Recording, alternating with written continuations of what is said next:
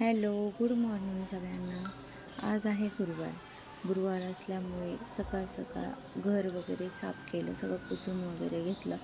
त्यानंतर म्हटलं आता हळदीचं लेपन करावं, कारण मी ते दर गुरुवारी करतेच.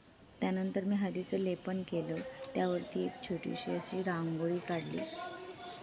त्यानंतर काय झालं की म्हटलं आता सगळं हे उंबरठा झालं आहे, फरशी वगैरे झालीच आहे पुसून, तर आधी देवपूजा वगैरे करून घ्यावं, देव वगैरे साफ करून घ्यावे. मग त्यानंतर म्हटलं आता चला देवपूजा करायला गेले तर पाहते तर सगळ्या देवघरावरती सगळी धूळच साचलेली होती. कारण 8 दिवसापासून माझा काही हातच लागत नव्हता देवपूजा करायला, कारण घराचं काम चालू आहे, त्यामुळे घरात एवढं लक्ष द्यायला वेळच मिळत नाही.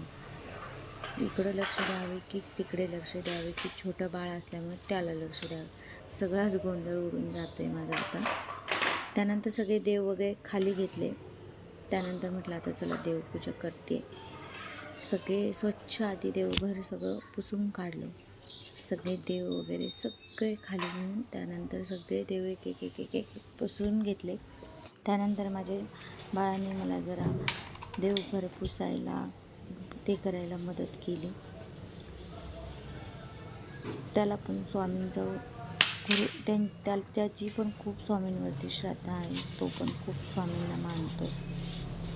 मी जसं जसं स्वामींना हे करते, स्वामींची पूजा करते किंवा स्वामींना प्रार्थना करते, मी जे काही बोलत असेल, श्री स्वामी समर्थ म्हणा, गुरुचरित्र जरी हे करत असले, वाचत असले, तरी तो माझ्यापाशी येऊन बसणार. त्याला खूप आवडतं, जरा देवपूजा करत असताना येऊन बसतो तो. त्यानंतर त्याला सांगितलं की खालून फुलं वगैरे घेऊन ये, मग तो खालून फुलं वगैरे घेऊन आला. त्यानंतर आम्ही ते फुलं वगैरे व्यवस्थित ठेवले.